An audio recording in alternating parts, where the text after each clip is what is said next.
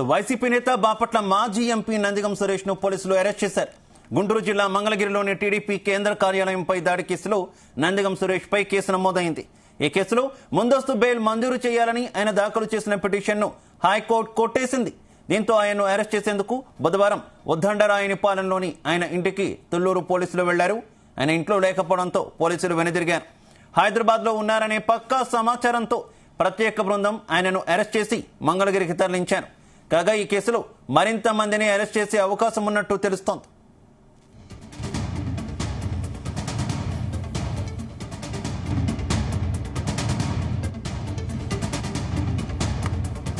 ఇక నందిగం సురేష్ అరెస్టుకు సంబంధించి మరింత సమాచారం మా కరెస్పాండెంట్ నాగేశ్వరరావు అందిస్తారు.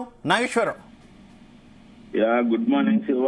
ఆంధ్రప్రదేశ్ రాష్ట్రంలో 2019లో దయనీయంగా జరిగిన రాష్ట్ర టీడీపీ కార్యాలయంపై జరిగిన దాడి ఘటనపై ఒక్కొక్కటిగా స్పందిస్తా ఉన్నారు పోలీసులు. ముఖ్యంగా ఏదైతే గత నెలలో జరిగిన అరెస్టులకి భిన్నంగా మిగతా వారందరూ కూడా ఎవరైతే ఎఫ్ఐఆర్ లో కేసు నమోదు చేయబడిందో, ఎఫ్ఐఆర్ లో పేర్లు ఎక్కించారో, ఎఫ్ఐఆర్ లో పలు సెక్షన్లు పెట్టి కూడా కొత్తగా నిందించారో వీరందరూ కూడా హైకోర్టును ఆశ్రయించారు. రాష్ట్ర టీడీపీ కార్యాలయంపై గతంలో 2019 ఎన్నికల్లో భారీ మెజార్టీలో అధికారంలోకి వచ్చిన వైసీపీ పార్టీ నాయకులందరూ కూడా 2019 తర్వాత అధికారంలోకి వచ్చిన తర్వాత వైసీపీ పార్టీలో ఉన్న ముఖ్య నాయకులందరూ కూడా ఆ టీడీపీ రాష్ట్ర కార్యాలయంపై ఏకదాటిగా వెళ్లి అందరూ మూకుమ్మడిగా దాడి చేసిన పరిస్థితి. ఒక్కసారిగా టీడీపీ రాష్ట్ర కార్యాలయంలో ఉన్న ఆ సిబ్బంది గానీ నాయకులందరూ కానీ అందరూ భయభ్రాంతులకు గురైన పరిస్థితి. దొరికిన వారిని దొరికినట్టుగా వారిపై దాడి చేయటం, అక్కడ ఉన్న ఫర్నిచర్ ని దహనం చేయటం, ఫర్నిచర్ ని దగ్ధం చేయటం, గ్లాసులు పగలగొట్టడం, కార్లు పగలగొట్టడం కూడా మొత్తం బీభత్సం సృష్టించారు టీడీపీ నాయకులు.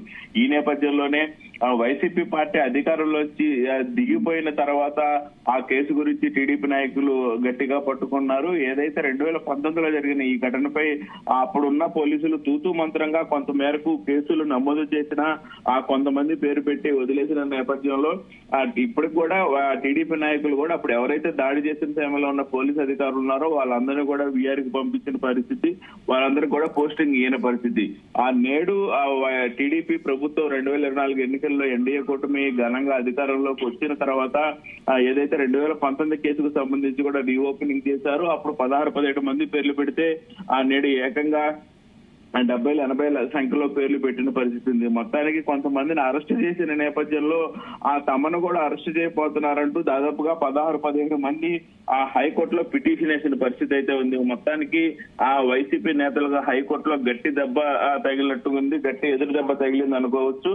ముఖ్యంగా ఈ కేసుకు సంబంధించి కూడా ఏదైతే తెలుగుదేశం పార్టీ కార్యాలయంపై దాడి కేసు నిందితులుగా ఉన్న వైసీపీ ఎమ్మెల్సీలు లేల్లాపిరెడ్డి గాని, మరొక ఎమ్మెల్సీ తలసిల రఘురాం గాని, మాజీ ఎంపీ నందిగం సురేష్, వైసీపీ నేత దేవినేని అవినాష్, కార్యకర్తలు దాదాపుగా గుంటూరుకు చెందిన జి రమేష్, షేక్ రబ్బానీ, చిన్నపత్తిని విజయ్ కుమారు, విజయవాడకి చెందిన ఎస్ హరిబాబు, బండారా ఆంజనేయులు, ఒగ్గుగవ సర్కారు, షేక్ అమిత్, ఇలా చాలా మంది కూడా దాదాపు 12 మంది ముందస్తు బెయిల్ పిటిషన్లు వేశారు. వీటన్నిటిని కూడా న్యాయస్థానం నిన్న తిరస్కరించిన పరిస్థితి అయితే ఉంది. దీంట్లో ముఖ్యంగా చూసుకుంటే బాపట్ల ఎంపీ నందిగం సురేష్ కూడా వేసిన పిటిషన్ ని హైకోర్టులో కేసు తిరస్కరించిన పరిస్థితి ఉంది హైకోర్టు. అయితే ఈ నేపథ్యంలోనే నందిగం సురేష్ ని అరెస్ట్ చేయడానికి రంగంలోకి దిగిన పోలీసులు నిన్నంతా కూడా తుళ్లూరు పోలీసులు మొత్తం కూడా తుళ్లూరు మరియు గుంటూరు జిల్లా పోలీసులు ఇద్దరు కూడా మంగళగిరి తెలుగుదేశం పార్టీ కార్యాలయంపై దాడి చేసిన కేసులో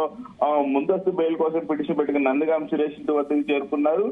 సురేష్ దాఖలు చేసిన పిటిషన్ హైకోర్టులో కొట్టువేయడంతోనే ఆయన అరెస్ట్ చేయడానికి అయితే పూర్తిగా రంగం సిద్ధం. ఈ కేసులో మరిన్ని అరెస్టులు ఉన్నాయి అనేటటువంటి వార్తలు వస్తున్నాయి. ఏంటి నెక్స్ట్ ఎవరు అరెస్ట్ అయ్యేటటువంటి అవకాశం ఉంది? మొత్తం ఈ వ్యవహారంలో ఎవరెవరు కీలకంగా వ్యవహరించారని పోలీసులు భావిస్తున్నారు? ఖచ్చితంగా శివ, ఖచ్చితంగా ఇప్పుడు అరెస్టులు అయితే ఖచ్చితంగా ఎవరైతే నిన్న 12 మంది ముందస్తు బెయిల్ పిటిషన్ కోసం పెట్టుకున్నారో వాళ్ళందరూ అరెస్టులు కూడా తథ్యం అనేది ఆ సంఖ్యతో నిర్ణయించారు. ఏదైతే నిన్న బాపట్ల మాజీ ఎంపీ నందిగం సురేష్ ఆ పిటిషన్ కొట్టువేయడంతో ఎమ్మటనే ఆయన ఇంటి వద్దకు వెళ్లారు. గుంటూరు జిల్లాలోని తుళ్లూరు మండలంలో ఉన్న ఆయన ఇంటి వద్దకి. అయితే ఆయన ఫోన్ స్విచ్ ఆఫ్ చేసినా గానీ అక్కడ 15 నిమిషాల దాకా వెయిట్ చేశారు. తర్వాత ఆ సిగ్నల్ ఆధారంగా కూడా మళ్ళీ ఆయన ట్రాక్ చేస్తా ఉన్న పరిస్థితి ఉంది. మొత్తానికైతే ఆయన హైదరాబాద్ లో ఉన్నాడని తెలిసి అక్కడికి వెళ్లి మరీ అరెస్ట్ చేసి తీసుకొచ్చిన పరిస్థితి అయితే ఉంది. ప్రస్తుతానికి ఆ పోలీసులు అదుపులో ఉన్నారు. నందిగం సురేష్ అరెస్ట్ చేసిన పరిస్థితి ఉంది.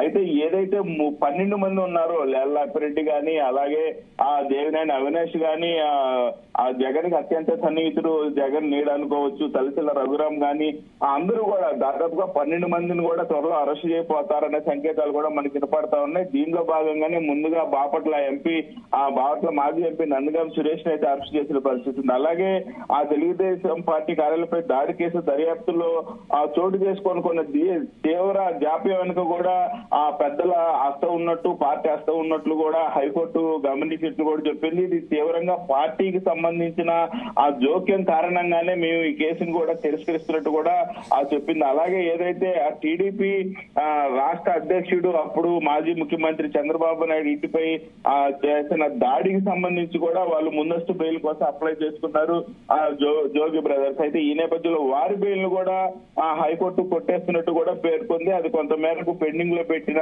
ఆ నేపథ్యంలో మరలా వాళ్ళది కూడా కొట్టేసిన పరిస్థితి. ఏదేమైనా మరలా ఆంధ్రప్రదేశ్ లో అలజడి మొదలైందని చెప్పుకోవచ్చు. మాజీ ఎంపీ నందిగం సురేష్ అరెస్టు తో ఈ కేసులో ఎవరెవరైతే పాత్ర ఉందో వాళ్ళందరినీ కూడా వరుస పెట్టి అరెస్టులు చేయబోతున్నామని ఆంధ్రప్రదేశ్ ప్రభుత్వం అయితే సంకేతం ఇచ్చినట్టయింది.